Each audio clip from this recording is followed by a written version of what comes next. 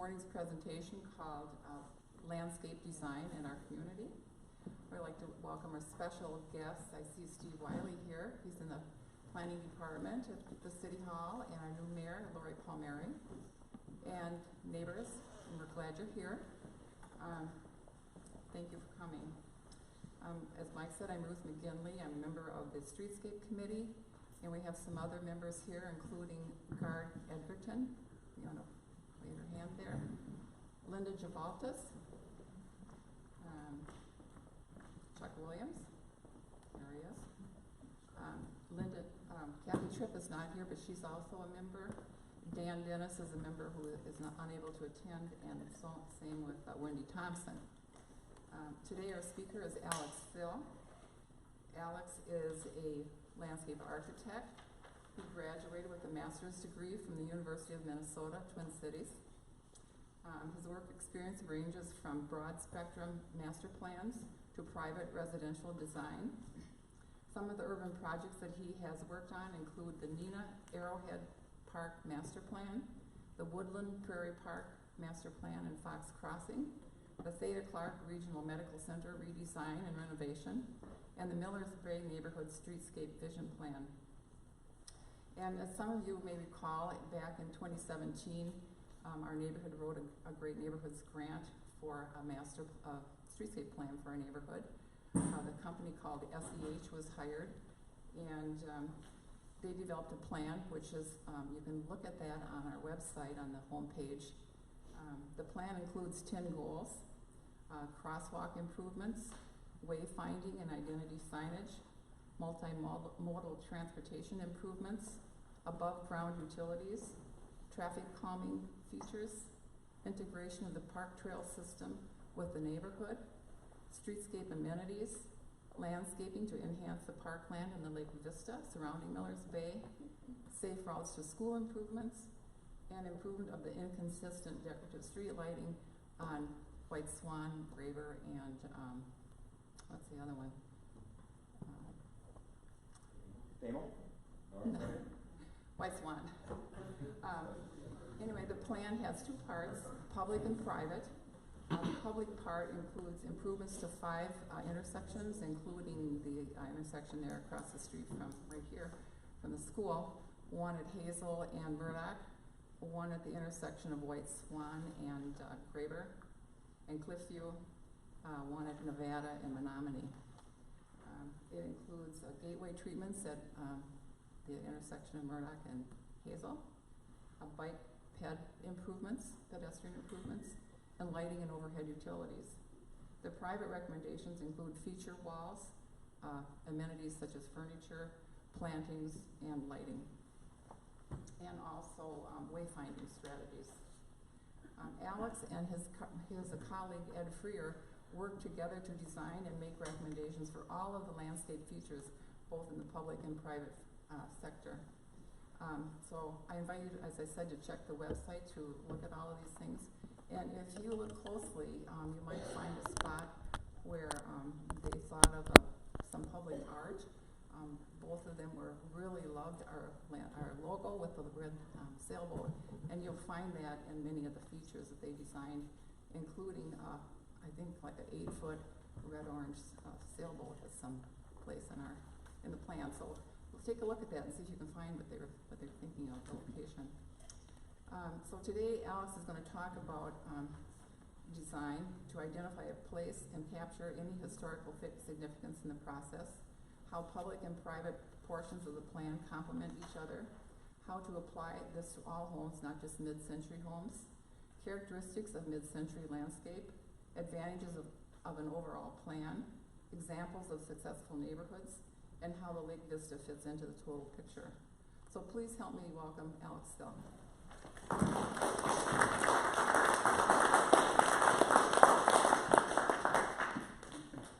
Good morning, everyone. It's really good to be back. Like Ruth said, I helped work on the Streetscape Vision Plan in 2017, which I can't believe is already almost 2 years ago. This neighborhood is truly a gem and a beautiful place to call home. You're all very lucky to be able to be residents and have this type of community within your neighborhood or within your greater community. This morning, Ruth kind of alluded to what I'm going to talk about. I want to talk more about characteristics that make up each of your private landscapes, the private landscape, and touch on what makes a public landscape. Again, I just want to quickly go through. I'm Alex Thill. I graduated the University of Minnesota. I'm from Green Bay, Wisconsin. Went to school at Minnesota and ultimately came back to Madison, where I now reside with my beautiful wife, who you can see in the image and in the crowd. I currently also serve as a committee chair for the Wisconsin chapter of the American Society of Landscape Architects. I'm in charge of the entire awards program for the state.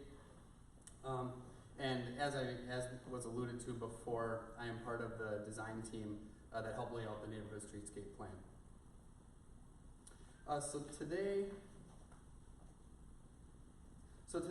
there's 5 main areas that's going to encompass all the elements that Ruth had just mentioned. The first is going to be an overview of the streetscape vision plan. I got a few slides in here that I want to talk about to kind of familiarize people who may not be familiar with the plan. It's also available on the neighborhood website, so you can actually take a look at the full PDF document there. I'm going to talk a little bit about the public and private realm, what can be done in the public realm, what can be done in the private realm, and how those two interface at the curb and sidewalk. I'm going to talk about mid-century modern landscaping and style, and the neat part of this portion of the project is I'm actually going to take us kind of on a little walking tour of a neighborhood in Madison known as the Plymouth Circle neighborhood. It's a mid-century modern neighborhood, very similar to Millers Bay, and they've really embraced their architecture and landscaping within that architecture. While not everything that'll be shown is deemed mid-century modern landscape, it all reflects the architecture in a way that you'll see as we move through some of the images there. I'm going to touch on some advantages of an overall landscape plan, and also that portion will cover specifics in terms of plant characteristics, tolerances, maintenance factors, and at the end I'd like to provide a little bit of additional help, some digital resources as well as print resources if you wish, to continue to explore this mid-century landscape type element within your community. There's a lot of information today that I'm not going to be able to touch on because it's a large scoping kind of topic. So that's why if you'd like to explore further, I'll provide those resources. So as was mentioned before, we worked on the Neighborhood Streetscape Vision Plan in 2017. The vision plan was created and is meant to be a design guidelines for improvements within the neighborhood. These improvements include potential intersection renovation, safety enhancements, complementary design features to the mid-century modern aesthetic, and an overview of what can be done in individual yards to reflect the overall design intent of the neighborhood. The goal of the vision plan, once we got to the neighborhood, we really got ourselves ingrained in the mid-century architecture and the mid-century feel of what this neighborhood was. So a lot of these design elements, and as we move forward, I'll kind of explain how some of them are directly related to the architecture style of the time period and how they complement each other really well. So the vision plan was basically the area of Millers Bay neighborhood, just identifying the outline of where that is. Obviously all of you are here today, so you know where Millers Bay is, but I just wanted to show the boundaries of where the Streetscape Vision Plan was formulated for. Actually, I want to quickly go back real quick. Another thing that I want to mention on this slide is the connection to Lake Winnebago. You can see that much of the eastern border of the Millers Bay neighborhood is bordered by, or boundaries defined by the Lake Winnebago. And that's a really strong defining feature for this neighborhood and the community. Not a lot of places have Great Lake vistas that you guys do. A lot of the streetscapes, you can see the lake from pretty much where you are. And even if you're in the center of the neighborhood, you're only a 2.5 block walk to the lakeshore. which is really something special to be able to call and have be in your home neighborhood. Another defining feature of the neighborhood I mentioned was the mid-century modern architecture. You can see from some of these images the prominent features that make mid-century mid-century. There's lots of glass, linear design, fireplaces as focal points in general. There's some use of outdoor rooms, and of course the blending of natural and manufactured materials, both, as I mentioned, glass, steel, and limestone, and natural stone in general. So many of the homes, mid-century, you guys had this wonderful presentation by Jim Shields. Mid-century comes from the mid-1900s, 1933 to 1965 and a little bit later. But the style of architecture is really unique, and not every place has it. I've been to a lot of neighborhoods that don't have mid-century done in a proper aesthetic. So continuing discussing a little bit about the plan, we looked at evaluating 5 different intersections. You can see those in red. The idea of this was we could take those intersections and incorporate them into every intersection or any portion of the neighborhood. So they're interchangeable in terms of the way that the design would work. The plan wasn't to redesign every single street. It was to create opportunities that could be implemented at different moments within the neighborhood. So these 5 intersections show where the vision plan was looked at, but then the next slide actually here, we show what we kind of did for each of those intersections. So this is for the intersection of Murdoch and Hazel. Each intersection got a concept plan, as you can see up in the right-hand corner, that kind of calls out, creating bump outs or additional streetscape space. By creating bump outs, you actually shrink the roadway, which slows down traffic, which makes it safer within the school zone. And delineated bike lanes and access points. And this was a large public process that had lots of public input and gathering. So each of these, what's really cool about these kind of projects is that a lot of it is public input. It's, I come and I draw the pictures, but the information that is shown is mostly from the community. This is what was decided on at a lot of public meetings. Each of the intersections also got these sections, so you could actually start to understand how, maybe a bike lane would be incorporated within the traffic. Yes, you might lose parking on one side, but what's the benefit of increasing bike traffic versus having an extra row of parking? These sections, we also started to look at how we could incorporate gateway features and neighborhood branding elements within the neighborhood. So as you can see here in the lower corners are mid-century themed gateway features using either a lamb and stone or a limestone veneer on these site walls, incorporating Miller's Bay and North Shore. And this is the section that cuts through East Murdoch. So driving towards the lake, you have North Shore on one side, you'd have Miller's Bay on the other. So the idea is to kind of incorporate these features that play off the homage of the architecture that is found within the community and the neighborhood.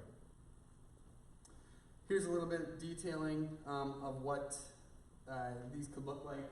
Like I said, stones, you can incorporate a bench on the back side that would allow people to sit, whether it's at a bus stop or you could incorporate this in your own yard. You can make this element feature similar, we were showing here, like there's a pillar and a site wall that helps delineate the sidewalk space from the public space from the private space. Access points through the terrace are all ways that you can connect the mid-century modern architecture style to the landscape and the environment that the home sits in.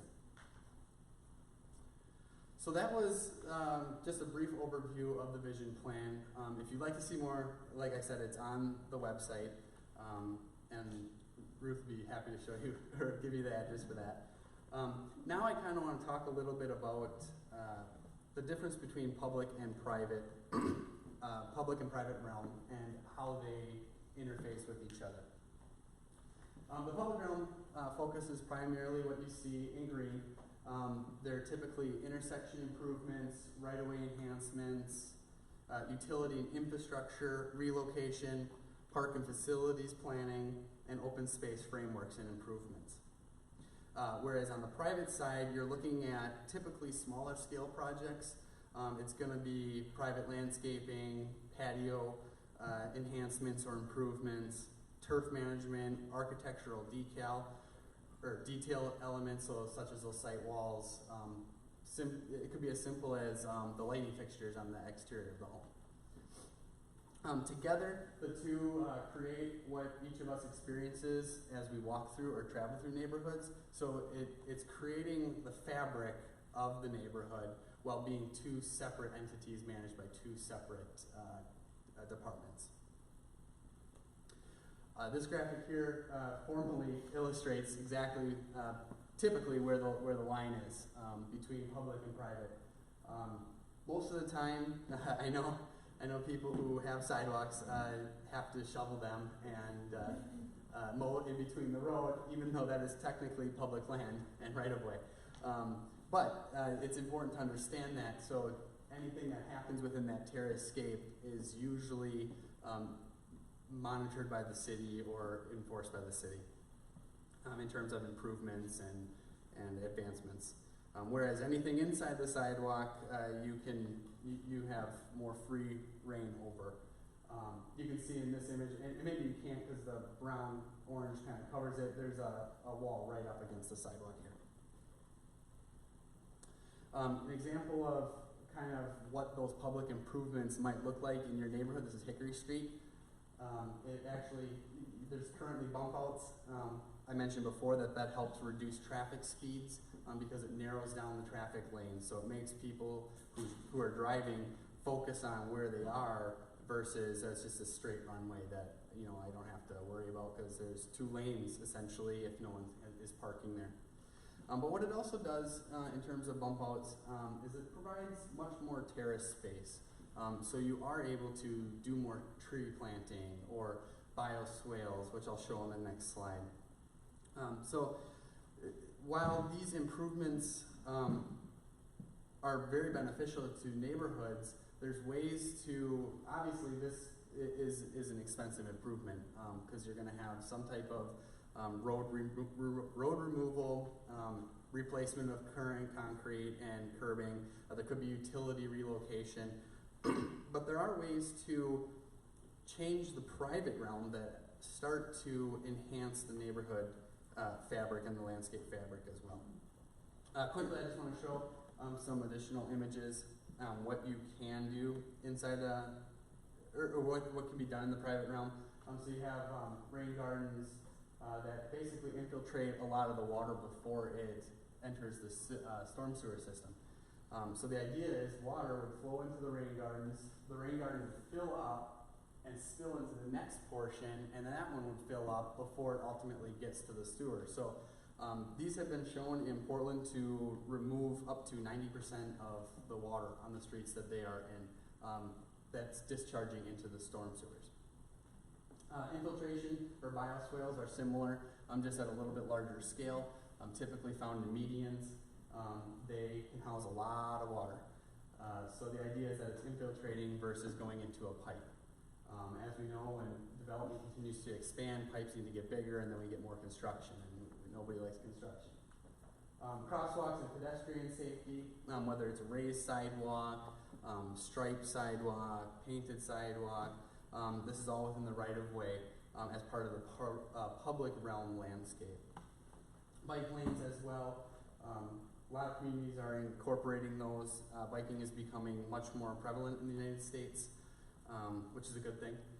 Less cars on the road, people getting more exercise. I personally like biking a lot.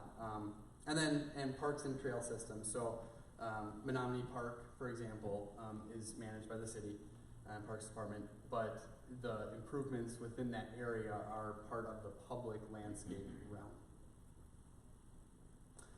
So the rest of the presentation, I'm going to talk about the private realm and how we can incorporate different elements to individual yards to incorporate the mid-century feel, an overall landscape plan for the community and how it'll be all integrated together in the end.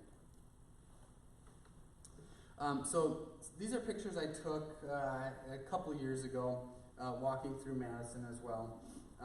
They're not necessarily mid-century modern style architecture, but what they do is they show how simple improvements on private property have really defined space. They've showed a lot of them. You got some walls, you got some plantings. This was actually in Miller's Bay, I believe. Those two are up in the Nakoma neighborhood of Madison, which was designed by a prominent landscape architect, Jens Jensen.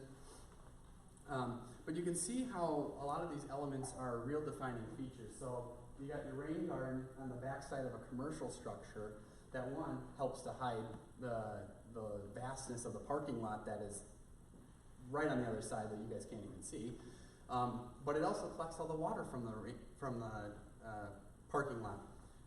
So that actually has zero discharge of any water off that parking lot. Site walls within some of the neighborhoods. The home that you can't see in the middle picture is actually a farmhouse style home. So the stacked wall look of fieldstone is actually very complementary to the home. And it helps delineate the private versus public land. This is my yard, but yet you can see in it. It's not a full encompassing fence. And it accents the house very well within character. I mentioned the Nakoma neighborhood. This corner section here that you're seeing is actually the private side of an entry road to the neighborhood. So this would be something similar to how I was talking about those branding elements, that potential bench that would have the Miller's Bay sign and label on it.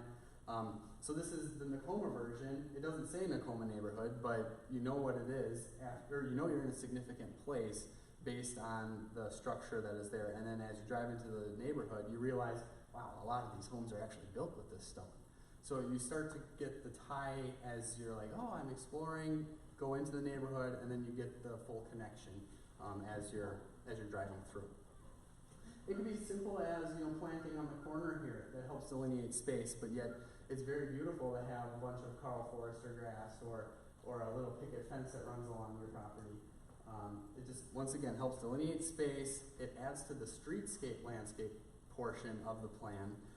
Because typically when we think landscape, it's up by the house, it's in the backyard, it's in the patio.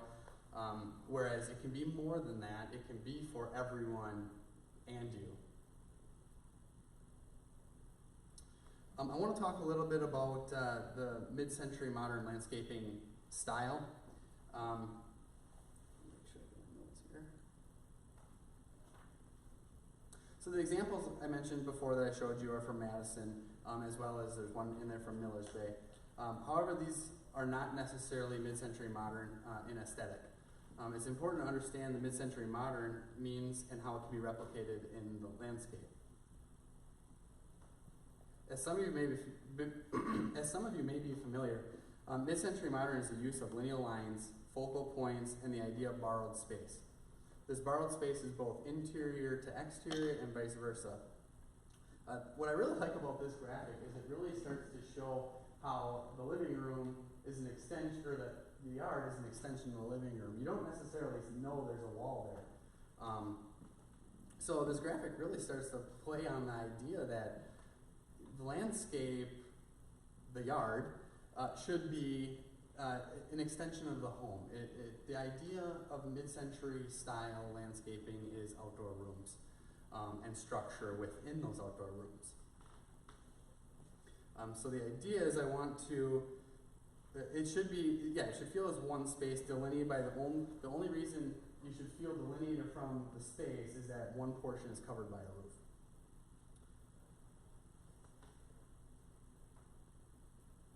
So there are many prominent landscape architects that have practiced this type of landscape architecture. But the particular ones that I want to talk about practiced in the mid-1900s, and three stand out as innovators that pushed the California style or modernist or mid-century modern feel to the landscape. The three on the screen are Thomas Church, Garrett Eckbo, and Lawrence Halpern, who some of you may be familiar with their works. They've worked all over the world, designing high-end landscapes, pedestrian ways, pedestrian plazas, some of which many of you may have or may have not recreated in. Thomas Church graduated from UC Berkeley in 1922 with a bachelor's in arts and landscape architecture. He then furthered his education at the Harvard Graduate School of Design in 1926. He's got many tall tale signs of features within his project, but the one that stands out the most, or that's most notable, was his use of what he called outdoor rooms, or the idea of creating sub-areas for outdoor living as distinct places within the landscape. And he was the first of these guys in this modernist movement of landscape architecture. Garrett Eckbo, similar to Church, he actually was a student of his when he was at UC Berkeley, because Garrett Eckbo did exactly the same thing Church did, went to UC Berkeley and then Harvard Graduate School of Design. As part of Garrett's design approach, he focused on more of the exploring of science and architecture as it pertains to modern landscape design, which ultimately translated into usable space and the functionality of that space versus just saying, here's one thing, here's another thing. And Lawrence Halpern, he focused much of his design work on modernist features, mid-century modern. Halpern once described modernism as not just being a matter of cubic space, but a whole appreciation of environmental design as a holistic approach to the matter of making spaces for people to live. So basically what that translates to is throughout all his projects, Halpern constructed landscape architecture as a narrative. There's a story to tell. It's not just, oh, here's a couple shrubs and we're done. It's about the experience you travel through space. It's the experience of how it's used. So it's more than just, putting something in the ground. It's a living thing. One of my favorite quotes from Garrett Eckbo is on the screen here. Outdoors and indoors are inseparable. They are complementary and supplementary, two sides of the same door. And when you put it that way, it's the same door. It's just on opposite sides. I think that's a really neat way of looking at the relationship between within a mid-century modern type architectural home. So these graphics here are a couple pictures from Thomas Church's book, Gardens Are for People. And what I really wanted to point out and talk about is, so see the sketch up here? The upper one is the before sketch. The lower one is the after sketch. And you may not be able to see that because it's written down. But the before sketch is what you typically see today in a lot of suburban homes, where the sidewalk runs right up to the door, minimal front porch, you've got some grass and some plantings, and everything slopes away from the house. The bottom is what Church ultimately designed for this home. He extended the front porch, so now it's more of a warm gathering place for people to enjoy, invite people into the home. He added some steps to kind of give it more of an elegant feel, and simply 2 or 3 steps. But he also changed the approach to the home, as you can see. So the sidewalk used to ran parallel, and then they had a perpendicular access path to the home. It now runs from what I assume is the driveway over on the side at a horizontal angle, and then continues past this space. So the curiosity of the user, you can actually explore more than if you were to simply be ushered into a single point at the end in the before image. Also, what it does is when you're walking horizontal to the angled porchway, it has that more vastness, like, oh, look at these grand steps as I'm entering this person's home.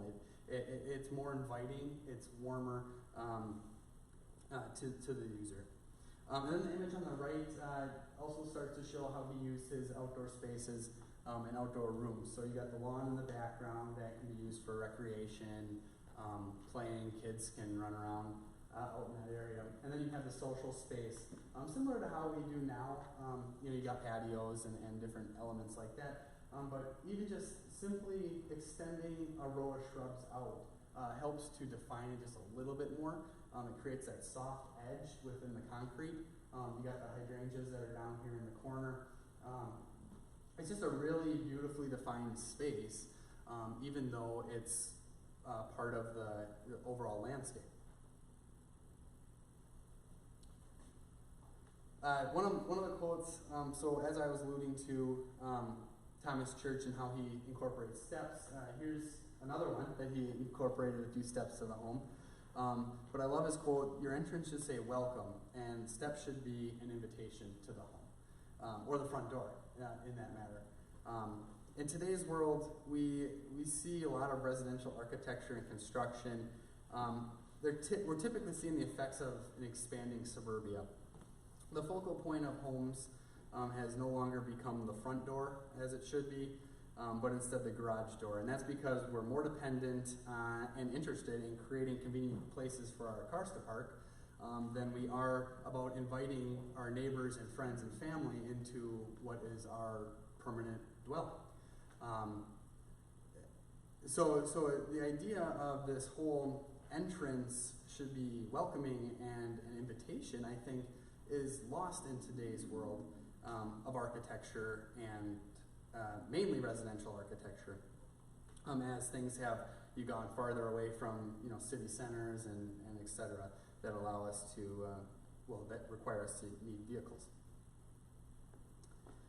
So the next few slides, I'm going to take us on that walking tour of Plymouth Circle in Madison, and I'm going to kind of talk a little bit about each of these homes and what makes them either a mid-century modern landscape or what makes it a really well landscape for the environment. This first home you can see has very good horizontal, it's a little bright, but you can see it has really good horizontal lines within the roofing structure. It's got a terracing wood planters as you go up, and what you can't see in the darkness in the corner is there's a little front porch about midway up those terraces.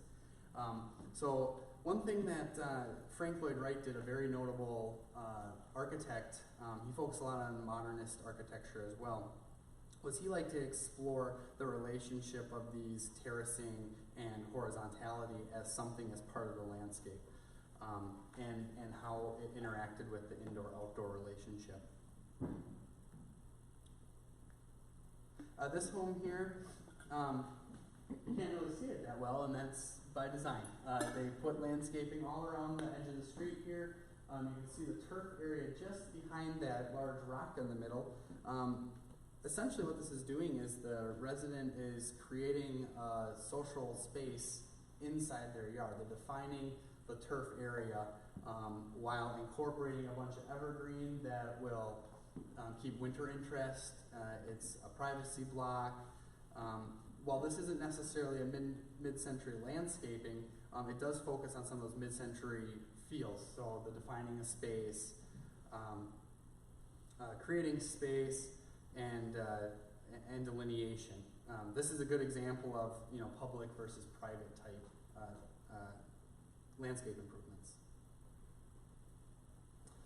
This home here, what's really striking, first off, is that it is perched up. You can see that there is a limestone wall that has significant grade change between the front door and the garage door or the first floor of the building. What's interesting and intriguing about this landscape is that it uses a ramp that creates a unique approach to the front door, creating intent and design features that allow someone to explore as they're entering this home. Talk about welcoming and warm. A gradual sloped incline is much better than having to climb 6 or 7 flights of stairs. Another thing that this landscape does is it uses a lot of the surrounding landscape. So what I mean by that is it literally borrows landscape from the neighbors, from behind it. It's in a heavily wooded area. While many of these trees were probably much smaller when this home was built, being mid-century, they very much accent the current landscape and the home itself in a way that really gives this neighborhood value.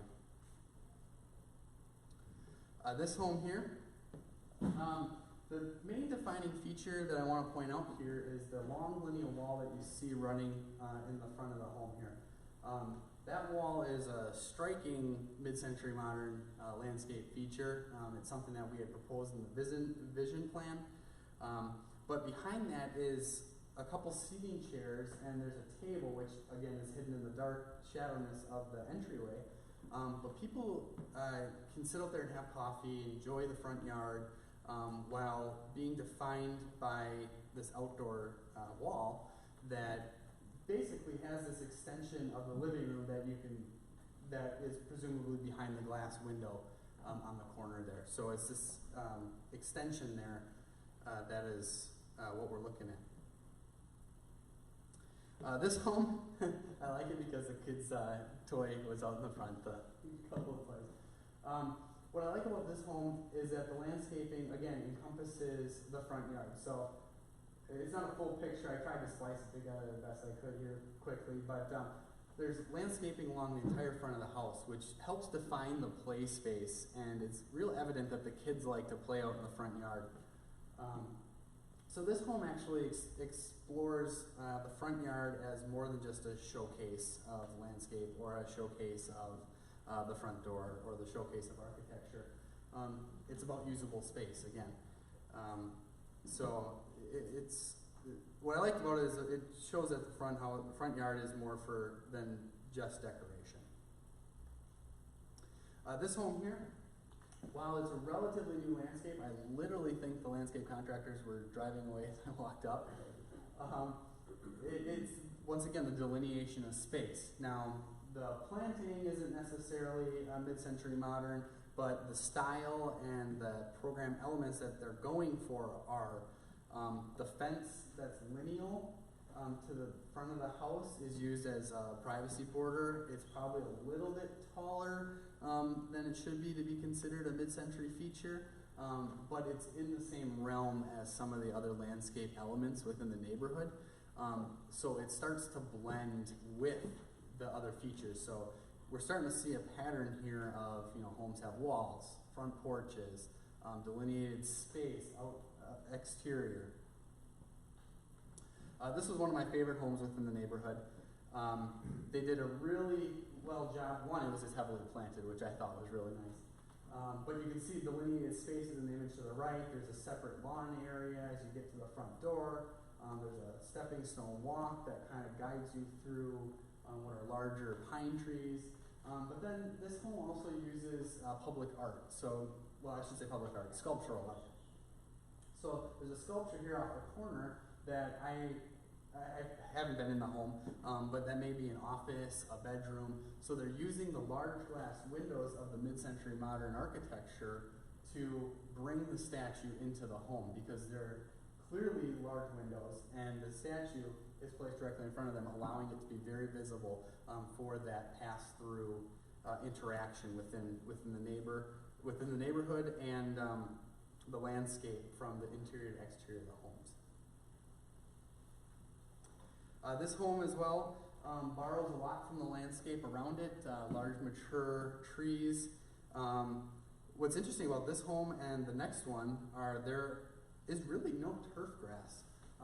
It's a lot of perennials, a lot of annuals, shrubbery, stones, but it also has a meandering path that guides you up to the front door, and in the back you can see a couple chairs as another seating area in the front yard, delineated by more planting structure. Alex? Yes. Are these all in the same neighborhood? Yes. So what I've noticed is they're all pretty much the same color as well. A lot of the houses are dark brown. Yes. Okay. Yep. And then this home, as I mentioned, has no turf grass planted. It's a low cover crop here, or cover planting. But what's interesting is it has a set down front porch, so it's actually a grade differential, as well as a meandering walk. And I have met the people that live in this home, and they just had double knee replacement surgery and used that path and walked right into the home without having any trouble. It's an ADA ramp, not necessarily a mid-century modern feature, but you can see that they're starting to incorporate it within the overall landscape plan of the neighborhood. And finally, this home is not in that neighborhood. It's in another neighborhood of Madison. But I wanted to show it because it is a mid-century home with mid-century design features. Uses lots of natives. It feels as if it's part of the neighborhood, or as part of the landscape. It has large glass windows that overlook front patio, large concrete step, and a concrete retaining wall. That is really just used as the delineator of space, the plantings behind it. You can see in the winter image, it really starts to focus on the winter appeal of the landscape, how you can incorporate seed heads from different grasses, certain plants you can leave up all winter long that provide that structure, even if it's not an evergreen, similar to what you're seeing in the images here. All right, so the next portion, that was a walk within the Plymouth Circle neighborhood of Madison. I kind of want to touch on some advantages of an overall landscape plan here quickly, so that way you guys can start to incorporate some of this into your own homes, your own neighborhood. And so it's important to understand environmental and site considerations when you're looking at an overall landscape plan, both for your individual yard and for, say, a collection of homes within a neighborhood. It's important to understand the difference between plant species for sun and shade, wet versus dry, soil conditions, drainage. Obviously, certain plants aren't going to live in an area that collects a lot of water. How the bed shape's going to look and size. A lot of this starts to play along with maintenance levels and what the intent of the landscape is. Seasonal variations are another thing that can be taken into effect. As we all know, plants change colors in the fall, so you can use that to complement each other as it matures and experiences the change in seasons.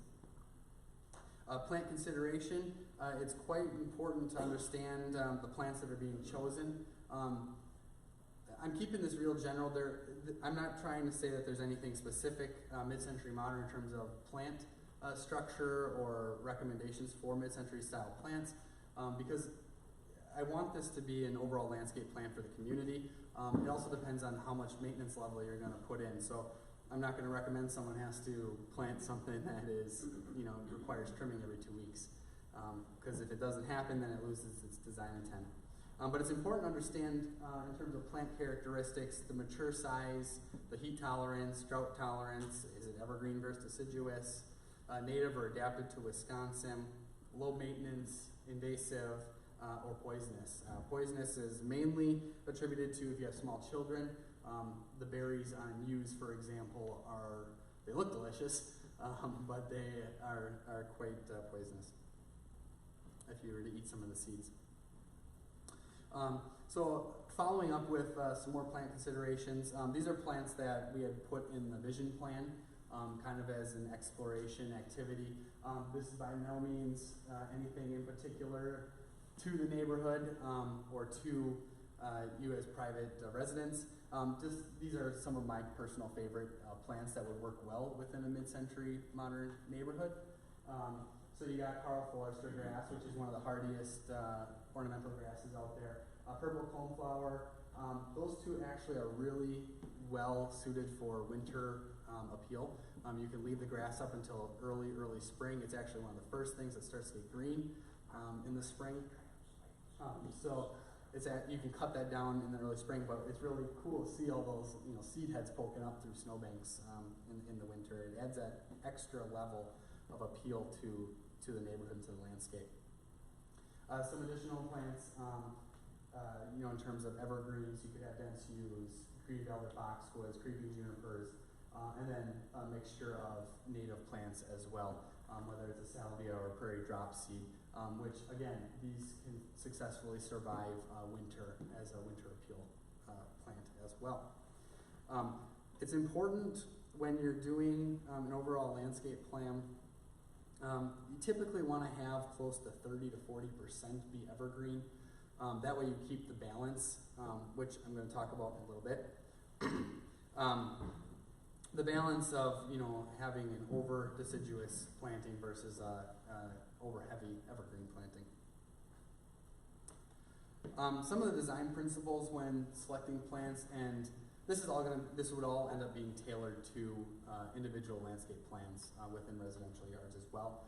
But you want to focus on some of these, or all of these elements. So unity, how does the landscape elements tie together with existing structures? For example, the home.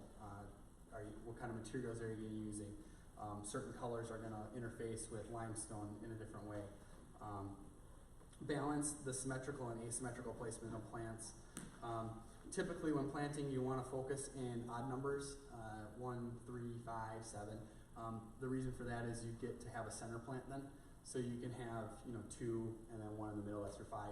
So there becomes that focal point that we were talking about, or that I mentioned earlier. So it's just something simple as you gaze over it, your eye is naturally trained to focus on the center point. Rhythm and sequence, progression of similar forms, colors and textures throughout the landscape. That pushed down a little bit. Simplicity, simple lines, shapes, and repetition, but familiarity. This is where it comes in importance for a neighborhood landscape plan, because if you have familiarity, it starts to look like everything was done on purpose and with a reason, and it starts to blend the overall landscape into one. Variety and complexity adds to the landscape interest and creates the style of the landscape, and proportion and scale. This is the relationship between all the landscape features and how the plants are set to mature and grow. Additional things that you should think about in terms of an overall landscape plan, in terms of installation and maintenance, bed preparation, soil conditions, better plants, or certain plants are better suited for certain areas. Available irrigation and proper watering is a maintenance concern. Plant placement, proper spacing based on future growth and mature size, so that goes back to the plant consideration. Long-term maintenance requirements, it's important to understand the long-term proper care of plants. A lot of the times I've heard in the past, well, that wasn't supposed to get that big. Yeah, it wasn't supposed to, but everything continues to grow for a while. So it doesn't happen often, but there are times where the recommended sizing on plants does get a little bit bigger. It's just important to understand how to properly maintain it if you want to keep it at a certain size or within a certain area if you're working with limitations. Seasonal color changes, and then mulch. I typically recommend mulch instead of stone mulch because it conserves water and it preserves soil enrichment over time. Stone mulch can, especially in new plantings, will heat up in the summer and it causes burn. So it actually, causes the plants to go dehydrated in a sense, and it's hard for them to get established. In an established landscape, stone can be very successful, but typically I recommend mulch for early plantings. All right, as I wrap up here, I just want to touch on some of these additional resource help things that I mentioned.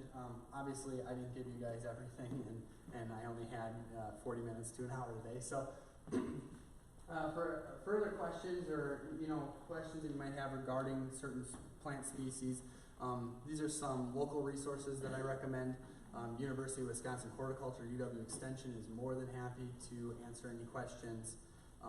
Master Gardeners Association, the Wisconsin chapter of American Society of Landscape Architects, the same organization I'm affiliated with, Wisconsin Landscape Contractors Association, and then of course the American Nursery Association. And I have listed 2 local nurseries that I feel are, I shouldn't say, I couldn't list every nursery, and these are 2 notable nurseries that I would recommend within the area if you have plant-based questions or you're looking for some type of design input as well. And then I listed the Bruce Company. For those of you who aren't familiar, the Bruce Company is a very large landscaping company in Madison, Wisconsin.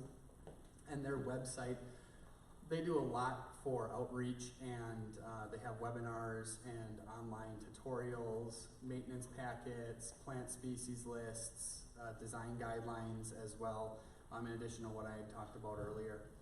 The Bruce Company has a very well put together online resource, which I think is incredibly helpful for everyone.